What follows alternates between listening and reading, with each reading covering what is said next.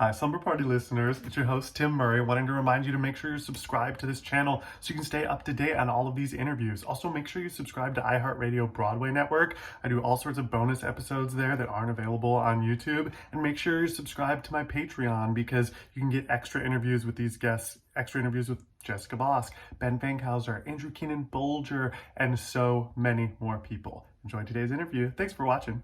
Hello, my lovely little Slumber Party listeners. It's your host, Tim Murray, and this is the podcast where I interview drag queens, Broadway stars, and comedians about their sleepover experiences growing up. And today we have such a fun duo. We've been doing a little thing called Alpha Besties, where we bring people in who work together and are tight friends. And today we have Lauren Molina and Nick Searley of the Skivvies. Hi. What's up? How are you guys doing? I know you're in P-Town, you're doing shows. Where are we feeling? What are we feeling today?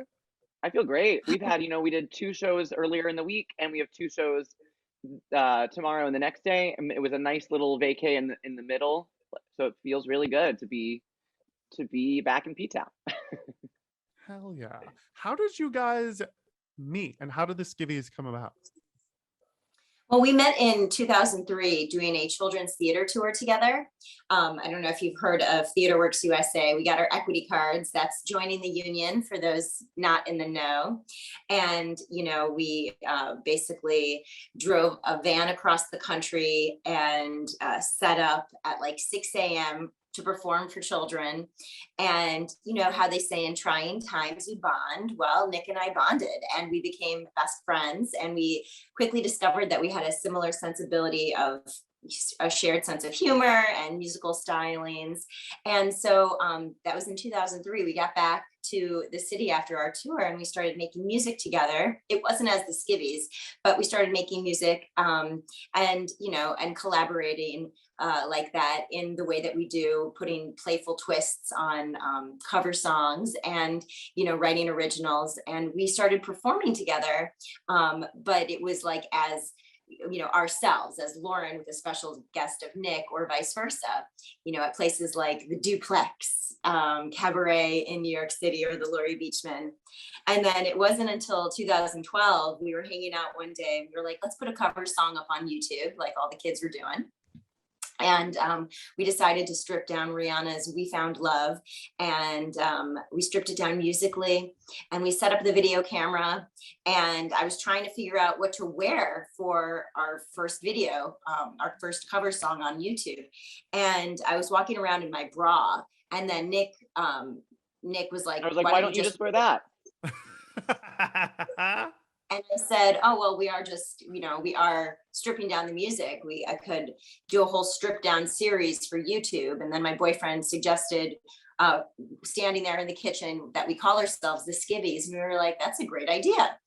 So we started making videos, which went viral. And then we, started doing live shows. And we know it's the oldest trick in the book.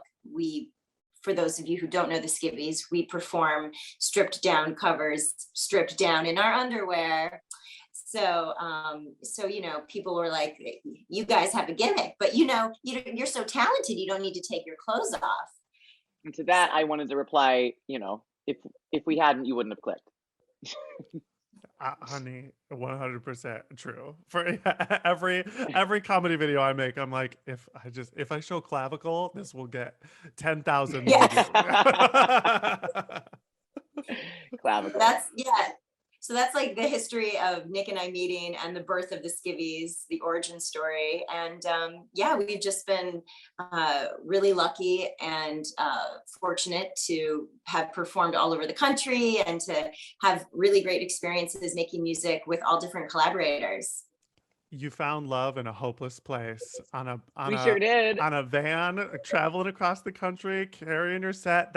I love that that's how you guys met, because there is something so real about, like, all my closest friends to this day are people that I did my first summer stock job with when I was 18, when you're building the set and making the costumes and, doing all that. You're like, okay, if we can get through this together, like, there's a lot we can do together.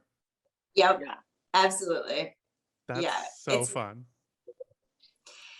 Yeah, And if it's, you guys, you pay your dues in a way, not everyone has to do it, but most people. And I think it just makes you more enriched having that experience, not that I don't believe like in people being abused or taken advantage of, but like that's it, when you're just starting off as a young person in this business, I think it's really fun, and yeah, it like makes you who you are to have those kinds of experiences. yeah. And you can always tell a performer who hasn't climbed that way when, if somebody's like being rude to a costume person, you're like, oh, you didn't have to work in the costume shop. It like, You didn't do theater works. yeah, oh, sweetie, I can tell you didn't do theater work. Don't talk to the crew like that. Yeah. It's like, yeah, it's great character building. And it's like, yeah, I'm sure is so informative for how funny you guys are. You're so funny. Your shows are so much fun. I had Kevin Zach on recently, and we were talking about the show that he did with you guys with Okay, Caroline well, Rhett. his numbers are some of my favorites because I like the titles that we pick for Kevin's, and when he first started performing with us, his first thing I think was one of his first things was Judy, Can You Hear Me? And so the amount of brainstorming that happens with the Judy Kuhn catalog is really fun. If this was just a Judy Kuhn pun podcast, that would make me the happiest person. We alive. Just saw Judy Kuhn in P-Town. She was walking down the street and Lauren goes, Judy Kuhn, Judy Kuhn. Judy Kuhn, over here. Judy Kuhn, photo. Judy, could you hear me?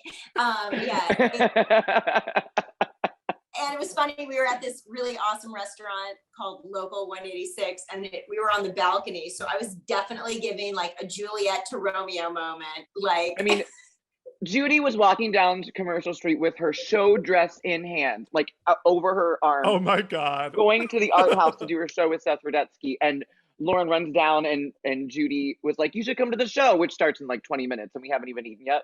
So we finished dinner and like the show started a half an hour, at 7 and we weren't done with dinner until 7:30. So we walked over to the art house and we were like, can we just stand in the back and watch our friend Judy Kuhn? And they were like, no, you have to pay $50. And we were like, oh, okay, well, we won't. It's already like half over and let's pay $50. I don't want to pay $50. So we're walking away and the box office person so sweetly ran down the street after us and got us and said, just come and stand in the back. It's fine. Oh, little sweetie. So we got to see Judy, Can You Hear Me? Judy, Can You Feel the Love Tonight? Oh, yeah. You were like, let me in. She's our good Judy. Yeah. She's a good Judy, and we're friends of Judy. We're friends of Judy. Let me ask, on P-Town, is she staying in a fun home? Thank you so much. That's my time. Excellent. Wonderful. Thank you so much for joining us. I just like, I'm thinking about your audience right now and like how niche this is and how niche Judy Kuhn is. And like, I mean, listen, I hope they appreciate all this, but like Nick said, her performance had nary an up tempo, honey. It was... She gave you all the ballads that she's ever sung in her entire life. Attend the Tale of Judy Kuhn, the Ballad of Judy Kuhn. The Ballad of Judy Kuhn. Listeners, for those of you who don't know, I'm sure most of them do know because she is an icon, but legendary theater actress, musical theater performer. Pocahontas. Voice of Pocahontas, everybody. Come on. And like... Can you paint with all the colors of the wind? Judy, can you paint with all the colors of the wind? Should I marry Kun Kuam? That was a bad one. I'll edit that out. I'm gonna edit that out. But she's everything. And I think she had a really cool article. Forgive me if I'm thinking of someone else, but I'm pretty sure it was Judy a couple years ago about the life of an off-Broadway actor.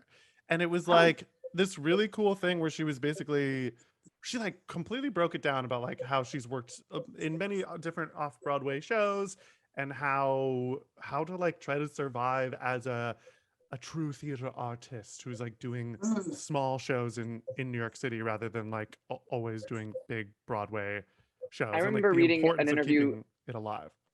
Yeah, I couldn't remember if that was her, but I remembered that somebody else, Sherry Renee Scott, also did an article about that, where she was like, it's not really a living wage off Broadway, but it's what we But do. here we are. The 5, 6, 7, 8. Yeah, here we go.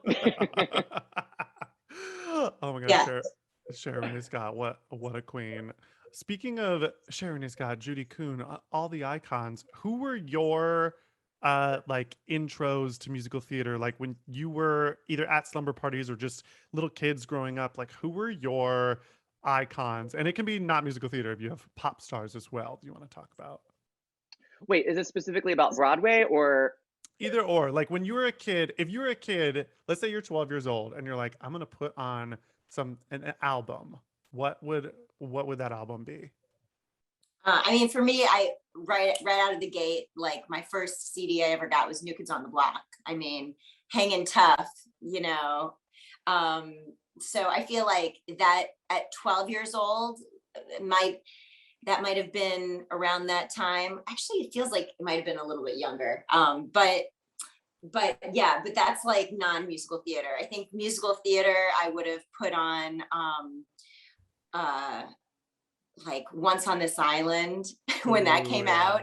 I was in that in my freshman year of high school, and it was like on heavy rotation.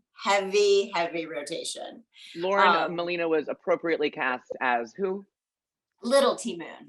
Right. Yes. Oh, perfect. Yes. Yeah, great. Yeah. You know, I mean, because you know, at my you know, actually, so yeah, I was thinking, so 12 years old was what year for me? I was born in 81. Okay, so 92. Yeah, so my freshman year of high school is when I played Little T Moon. So I'm like kind of mushing up years, but you know, the 90s were really big. Like I also like rocked out. I had an older brother who like would always like rock out to Led Zeppelin. So like my musical tastes are really scattered. Also like Singing in the Rain, that was on heavy rotation in my house. So like, if that describes my sensibilities, like I hope you can understand. That's who I am. I love that. I love that eclectic mix.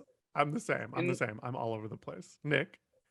For me, if we're talking like what 12-year-old, 13-year-old Nick would have done, I was really into at that period of my life, really, and I still am. The Who's Tommy? That album came out around then. The yellow, like that, and I had the poster in my room, and I was just obsessed with the Who's Tommy and Crazy for You and all that kind of that era, but definitely Tommy. I love it. I have such a vivid memory of going to Sam Goody. Did you guys have Sam Goody in your towns? Yes, I went to Sam CD Goody. store? Yeah. And there was like a small section where they had musical theater albums in the store. Like it was like the little Broadway section, and I would walk and like try. That's how I learned about like what shows were shows. And I remember seeing that yellow Who's Tommy thing, and being like, okay, I'm good. How are you? Bring them onto the pod. That's P-Town for you, baby. Just waving hi to the neighbors. I remember seeing the yellow Who's Tommy thing and being like, "Ooh, I'm gonna get that," and then I picked it up and I was like, "Oh, it's based off of a band, a real band." I'm gonna. Yeah, I was like, "Who's the Who?" Yeah, who's? And I remember saying that to my dad, and he was like, "You gotta be kidding me! You don't know who the Who is?" I was like, "No, I don't know." And I think I remember You're a Good Man, Charlie Brown album instead. Very good. The revival or the original? Both, baby. Okay, great. I had to get both. I remember with the Who's Tommy thing that I was on a bowling league when I was a kid, and Saturday mornings, but I was really more excited to go to the bowling league because they had a pinball machine there that would rotate out every couple of months, and they got the Broadway Who's Tommy pinball machine. It was like based on the Broadway show. So it was like Michael Server is on a pinball machine. And it was so cool. And like there was Alice Ripley and Sharon A. Scott and Norm Lewis and all those like legends in the ensemble were in the pinball machine. That is incredible. Yeah, I really want that one. If I were to get a pinball machine for my house, it has to be that one. Yeah, that sounds too good to be true. I need that in my life. What were y'all's slumber parties like growing up? Oh my gosh. I mean, for me, I had so many slumber parties, like where we would play like, oh God, like with those things where you would repeat the word and like look into the mirror and like you would see your face get old, or like light as a feather, stiff as a board, Yeah. light as a There's feather, stiff as a a board. Oh my board. God, stiff as a board, light as a And like feather. Ouija boards. Yeah, like I was super into that ridiculousness with my friends. And like the first person that fell asleep, you would like draw a mustache on their face or something like that. But Yes, that's right. but yeah, like honestly, we would I remember just like having like dance parties and doing all kinds of things. And I also was like lucky in my household where my family allowed boys and girls to have sleepovers together. Oh. I know. Maybe that's why I am so progressively minded, But yeah, that was like, oh, and I remember like watching Beetlejuice. That was one of my favorites as a kid because it was like just scary enough. Because like I'm talking about doing all this like creepy, scary stuff, but like I hate scary movies. So it just had to be like slightly creepy and slightly witchy, but like not scary. Do you know what I mean? Right. So Beetlejuice was like the perfect tone. Right. That perfect intersection. Yeah. I remember with one of my first slumber party memories was at a kid's house, and they put on Carrie, and I was so young, and I was like, "What's happening?" I was terrified, and I like had to leave the room. But at a slumber party where I was most excited was watching Don't Tell Mom the Babysitter's Dead, obviously. Everything. Thank you, Katrina. Thank you, Katrina. So well, and every woman over 25 needs to have a cucumber in the house. Right on top of that, Rose. Well done. Oh my God, that movie is just, I mean, I could watch that at any moment of any day. Any moment. So I still good. do. I watch it multiple times a year to this day. When you were watching that movie as a kid, did you know that it was like a gay thing for you? Were you like the fashion? You had no idea? No, I don't think so. I've always loved Christina Applegate, and like Married with Children was one of those shows in my family that we all snuggled up on the couch and watched together because it was very like felt like my family. Meanwhile, So we my family would not let me watch Married with Children. Me They thought too, it was Lauren. too trash. Me too. We were not allowed to watch it. It was like sign me up. it was like that and Beavis and Butthead were like, if I catch you watching that, they're saying bad words, and Christina is being so amazingly slutty in that show. Right. I love her I love her so much. I would watch her so much. do anything. Do you guys watch Dead to Me? Obviously. Love. Love. It's so good. I saw her in Sweet Charity, and everybody had an issue, and I was like, she's wonderful. I loved her. She's a like star. remember all that controversy back? I feel like that was like we were new to New York at that moment, but like she broke her foot, and then Charlotte Dambois went on, and then Christina Applegate came back. But did you hear like all those stories when Christina Applegate was always at the theater, like still on the days that when she wasn't able to perform and Charlotte was on for her, Christina was there still like learning and making like getting her foot in a bucket of ice. And I don't know, there's something that I've read about her work ethic that is so, I guess, surprising, but it's not surprising because I think she is so brilliant. I agree completely. My understanding of that situation was that she broke her freaking foot, and then like I think most celebrities would just leave and go recover. Right. And she was like, if I leave the show will close, and then no one will have a job. So she like stayed billed on it so that it could keep running, and just like kept going to PT and trying to make herself better. Like that's a fucking trooper. Yeah. Love. Speaking of iconic, also love like from the 80s, other movies like that came to mind are like Honey, I Shrunk the Kids. Like anything Rick Moranis was like also a fan favorite of mine.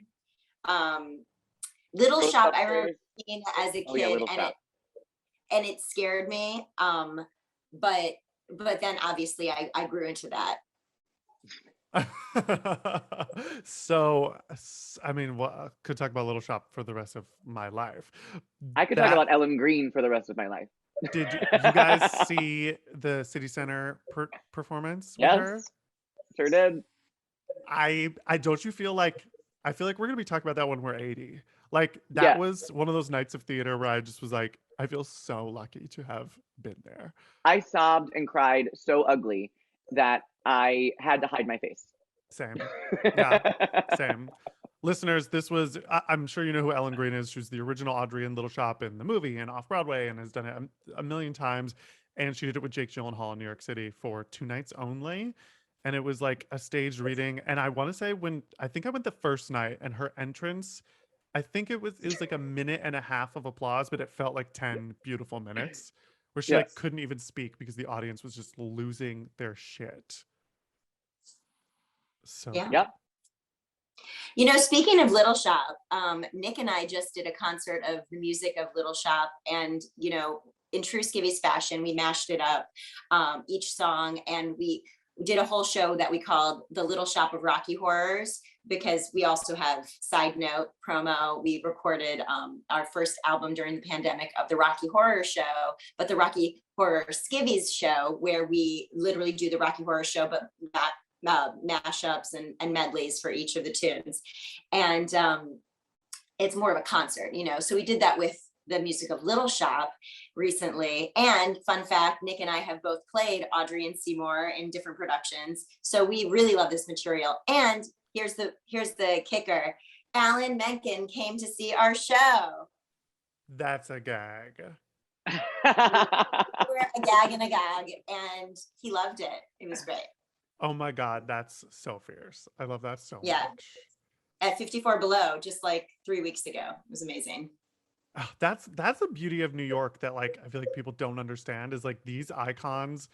LA is not like that. Like you don't just like run into these like incredible icons of whatever, but like I've seen Alan Menken on the street several times, and it's like it's so cool that everyone's just kind of on level playing field, and like they could come to your show, and he did. That's so amazing. Yeah, I love that. You know, it's weird. Like, I feel like the difference of LA is like you might see a celebrity like walking by, but like you're not going to interact with them on a level necessarily of like camaraderie and you know, in a way that's real. I just feel like things, you know, in New York, you're like on the ground walking around, you like naturally bump into people. In LA, everyone's like feels so separate, you know? Totally. When I saw Sweeney Todd on Broadway, the girl who played Joanna, I saw her leave the stage door with her dog, and I remember just going, oh my God, there she is.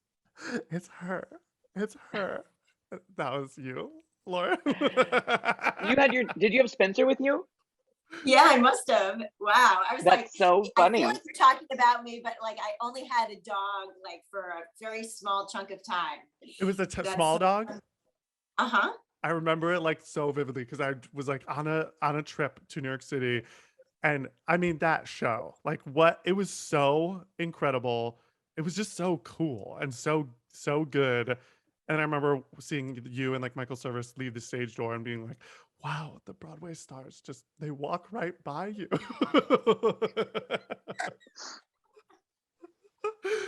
Yes. They walk right past you. Also, a quick tangent about that. I just finished Patti LuPone's memoir, and just the joy that she puts into that chapter where she's like, it was the best company of actors I have ever worked with in my life. Well, I have to tell you, that is so funny that you say that, because Patti LuPone literally, like on my second day of rehearsal, was like, Lauren, I just want you to know it doesn't get any better than this, and it's all downhill from here. Thanks, Patti. All down. She literally told me my second day of rehearsal for my first Broadway show ever. Just I peaked. So I've been on a steady decline for the last, 16 years. enjoy it while it lasts, Lauren. That's like that Always Wear Sunscreen song that was big in like 2000. Oh, I love that song. I love Yeah. that song too. It's so beautiful and so good, but it's so tinged with both messages of like, life is beautiful, but then there's a whole section of it that's like, enjoy your knees. You'll miss them when they're gone. Right. I love that song. Isn't it? Didn't we just research who sang that song, Lauren? And it's Baz Luhrmann. Mm-hmm. Yes. Yeah. It sure is. That blew my mind. Yeah, that is so wild. Okay, since I was asking Lauren about Sweeney, Nick, I have to ask you about, you're the buyer and seller queen. Oh my God! Wait, you are the queen of buyer. It's literally in my hands. Wait. Okay, so for listeners who don't know, Nick is in buyer and seller all over the damn place. And I guess for people who don't know what that is, first of all, get it together. Second of all, it's this amazing play about Barbra Streisand's basement. And I saw it with Michael Urie off Broadway and laughed my little ass off. And then I saw Trey Gerald do it. And Trey told me an amazing story that I hope you can recount for us about a time you were doing the show. It's a one-person show and you had to go to the bathroom. Oh yeah. Wait, Trey told you that? Well, is that the production that he did in Cape May? I think so. Yeah. So I was supposed to do that production in Cape May, and I was doing it in Key West. And when I realized that I wasn't able to do that production in Cape May, so Trey was in Key West because he lives there, has a house there. Yeah. So I was like, hey, do you want to do this show? I can't do it. And they need the guy. So Trey came and saw, like, I just remember that moment so vividly. But yes, the time I had to go to the bathroom, are you talking about the time I took off my belt? I had to go to the bathroom so bad. And that show is 103 minutes. And that's as fast as I can get it out. And and there was a performance in Cincinnati. It was a matinee. I remember that because I had a lot of coffee, and it wasn't an evening. It was definitely like my morning coffee for the matinee. And I had to go to the bathroom so bad, and I wasn't even to the halfway point yet. So I was like, what the fuck am I gonna do? I can't leave. So I had a belt on, and I inconspicuously took my belt off behind a chair because it was pressing on my bladder so hard. And so then I'm still like 75% done with the show, and I'm talking as fast as I can. I'm not holding for any laughs. And is this the story? Is this the right story? I'm like, is there another story? Yeah. And so then I get done with the show. I'm like, I've unbuttoned my pants at this point because I feel like I'm gonna pee. And I bow, I run off the stage, and the stage management is like, are you okay? What's happening? You just did that show and you cut 20 minutes off of it by not holding for any laughs. It was like 80, I think I did in 82 minutes. Oh and my God. I just went blah, blah, blah, blah, blah, blah. Nothing mattered. I didn't care anymore. And I went to the bathroom, and I've never peed longer. That was the longest pee of my life. I probably peed for 30 minutes. Is that the story? Was there a part of it that I forgot? No, that's it. And that is so. It was the taking off of the belt, the unbuttoning of the pants. That's like an actor's nightmare that people don't talk about enough. Like, there's always the actor's nightmare of like, I'll forget my lines. But that, right. One of the reasons I wanted to start this podcast is I was a bedwetter like my whole life, like until I was like 16 years old.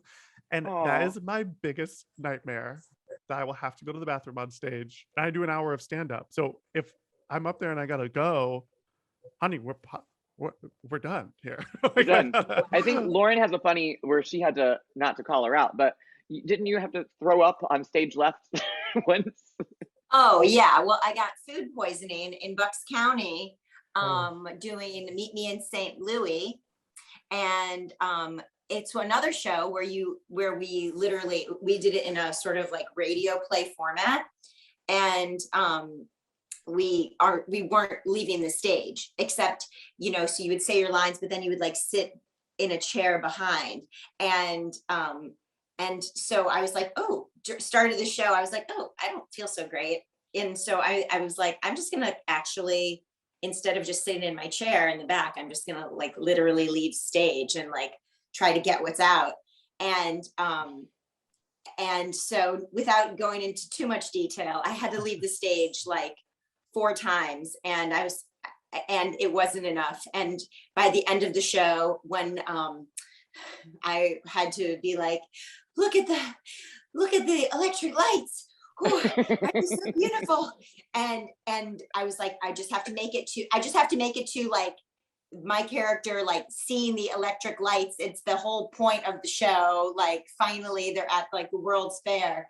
And I'm like, I just need to get that line out, and then I'm going to skip bows and I'm going to just like leave. And I said my line. I like could barely stand up. I was so weak. And then I beelined it off the stage, and I saw a trash can, and I projectile vomited into the trash can and onto the leg of the stagehand who was like pulling the curtains. And I was like, that's showbiz. Sorry about it. This is what happens. I had food poisoning once. I was doing the 50 Shades musical off Broadway, and my understudy was out of town. And in these like, you know, tiny little shows, it's like there's nothing to be done. Like there's only one person who knew my track, and we either had to cancel the show or I could go on. And I had a really bad food poisoning. And I remember almost the exact same story of just being like, I had like a dance number, a tango number with this girl who was the lead. And I just remember looking her in the eyes and thinking, just don't throw up on this girl. She has the rest of the show to do. Do not puke on this girl. Whatever you do, just get off stage. And then just like running off stage and like collapsing in a ball on the ground. Just the things that we do to make it all happen. Push it through. Push it through. Nick, did you ever know at slumber parties, did you ever have a moment of like, oh, I'm feeling gay about this, but I can't tell anybody? Or did you not know? I mean, of course I knew, but I don't think I knew. Like, I don't remember any moments like that. No. Also, I feel like I went to so few sleepovers. And also in my house, slumber parties were for girls. Sleepovers were for boys. Ooh. So we didn't say slumber The parties. binary. The gendering of the word. They genderized. Yeah. How dare. My sister had slumber parties. Yeah, I don't remember having anything like that happen. You didn't have to watch any like I just remember like anytime I did have sleepovers with boys, it was always like they wanted to watch like mask straight movies, and I would always be like, yeah, like Star Wars. Yeah. I mean, I at least Star Wars you get Princess Leia, so I was like, okay, I could get down with this. But like the one I always think of is like Rush Hour, which is very funny movie, but it's just like there's no women, and I don't think Rush Hour holds up anymore. Yeah, I don't think so. I don't think that holds up anymore. I don't think so at all. There's movies like that where like this one was actually kind of really fierce, but Major Payne with the oldest Wayne's brother. Okay. No. I have not seen one. I have not. These are movies I have generally avoided in my lifetime. Yeah, you can go ahead and skip them. I'm sitting there like we're watching, Rush Hour or whatever, and I'm like, could we just put on the PBS concert version of In the Woods? I mean, for crying out loud. Yeah. Am I asking too much here? Where is Joanna Gleason? Right. Where is Joanna Gleason? I always say little boys in my town used to pretend they were Superman. I pretended I was Joanna Gleason. Was like my Did you throw that scarf at the end of yeah, Woman's baby. Noise? Oh yeah, baby, you gotta throw the scarf. Yeah. What were your first kisses, if you don't mind sharing? Oh, mine was great. I was a sophomore in high school, and it was Valentine's Day party at a friend's house, and in the basement I was watching Planes, Trains, and Automobiles. I love that movie. So good. And I had my first makeout kiss with my friend. Well, he was my boyfriend at the time, Mike Lee. And it was so sloppy and with tongue. And I thought it was so gross. And yet I powered through. And, it was like, I was like, wow, he is really going strong with that tongue. But that was my first kiss. And oh yeah, Christy Meyer's basement was her Valentine's Day party. So it was like the mood was set. Planes, Trains, and Automobiles. Like, what a romance, Yeah. But I'll never forget it. What a sexy movie. Yeah. So sexy. Really got you in the mood. Honestly, I was like, I like knew that was going to be like, I think I knew and prepped myself. So it didn't matter what movie it was on. Like, I was like, this kiss is going to happen today. Yeah, honey, I lost my virginity watching Elf. So it can happen with any movie, baby. It can happen with any movie. Oh yeah. To Elf a lady. really does it. To a lady. So I was like, if I was like turned on by Will Ferrell. I was like, okay, if I think hard enough about Will Ferrell, this is gonna go over well. My first kiss was in a roller rink in the 5th grade on roller skates. Cute. And the song was it was during a couple skate, and her name was Erin Sanders. I can't remember. I don't know I wonder where she is. And she was very tall, and I was always short. And the song playing was Bryan Adams' "Everything I Do It For You." That song from Robin Hood. And he kissed me aggressively. I was such a bottom to her dom top. I mean, I gave like, you whoa. I gave you the story of my first makeout kiss. Like, I had like, like in 5th, 6th grade, but like I felt like I can't count those. I have to count the first time there was tongue involved, Yeah.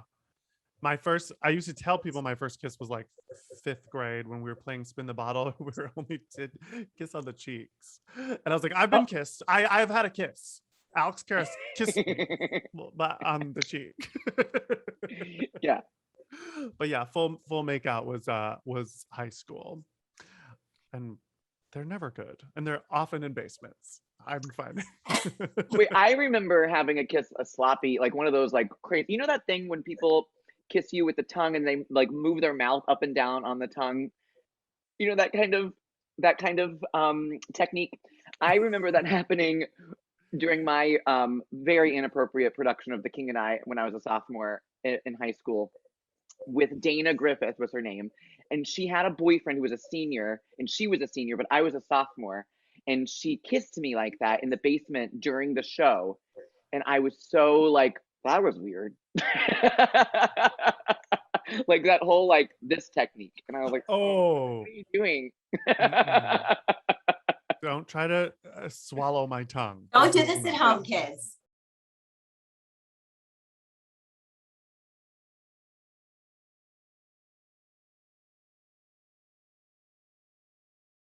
I can watch the movie Burlesque a lot. I just sleep over. That is exactly what I want. I just always want to be watching the movie Burlesque. I should have it on now, honestly. Truly. I fucking love that movie. I saw that movie when it came out in theaters, and I went with a friend of mine who's a drag queen now. And when we left, he dead serious turned to me and said, I think Christina is going to get the Oscar. And was 100% for real. He was like, I think this is the next Chicago, this movie. And I kind of remember being like, I think you're right. Oh my God. You're right. I mean, that movie is just pure unbridled joy. Stanley Tucci was robbed of the Oscar that year. Robbed. Speaking of box office sweeties, what a king in that movie. Okay, my last game for you is a Mary F. Kill. And I know you don't perform in the nude, you perform in your underwear, but this is a nude themed MFK. Would you marry, F, or kill a nude beach, being naked in a steam room, or the adrenaline rush of streaking? I would marry the steam room. Could always get behind a steam room moment. I would definitely fuck a nude beach. I almost am like prone to saying marry a nude beach, but I feel like it's more sensible for me to have access all the time to a steam room. Fair enough. Right. And then I would kill a streaker moment. I don't need that. Yeah, it's very The 90s, I thrill, guess. the thrill of a streaker. I mean, I don't have a. Yeah, I don't care. Look at me. Here I am. I think I'm numb to that feeling as well. So I would agree. Those are my answers. Absolutely. Marry the steam room, fuck the nude beach, kill the streaker. Love it. I would also kill streaking, but I would flip with you guys to I would marry the nude beach and fuck the steam room. I just Okay. there's I want to be naked in the ocean for the rest of my life. Just like oh, there's truly no better feeling. Speaking Mhm. of being naked in the ocean and nude beaches, you guys are in P-Town now, but let the people know where they can see you next.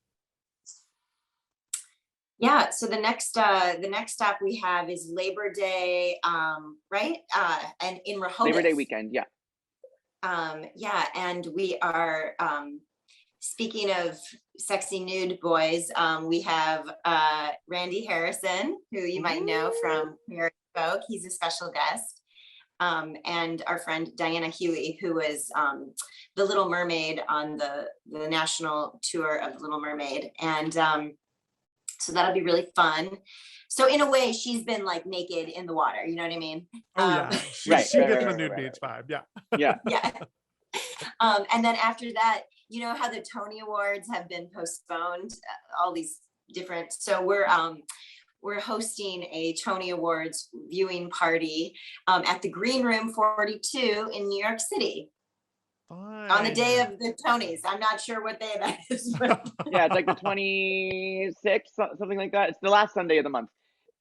We like do an opening thing, and then we watch the Tonys, and then during the commercial breaks, we do short things. That is amazing. I wish I could go to that. That sounds so fun. And where can the people follow you on social media? The Skivvies NYC is our handle on all the things. And then we have our private ones. Our normal ones are Lomo212 for Lauren and Clearly Zerly for me. yeah, we're very easy to find on social media. So come find Yay. us.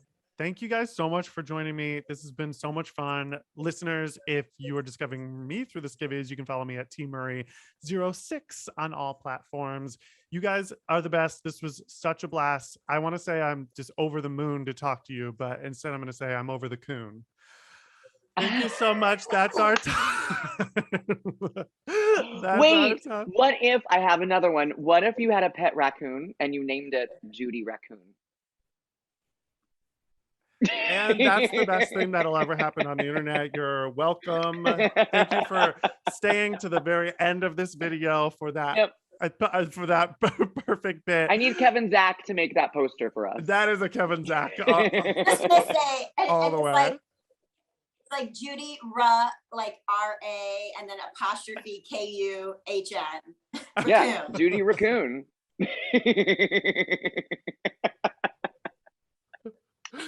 It looks like Nico, right? It's really just Judy Coon with really smoky eyes. She's like, oh my god! And that's all we got. That's all we got. Thank you. It is it's 11 something Pacific time right now, so it's about to be Judy noon. All right. Thank you. Thank you so much. Thank you guys. This was so fun. Go see the Skivvies live in concert, and we'll catch you on the flip side. Bye. That was good.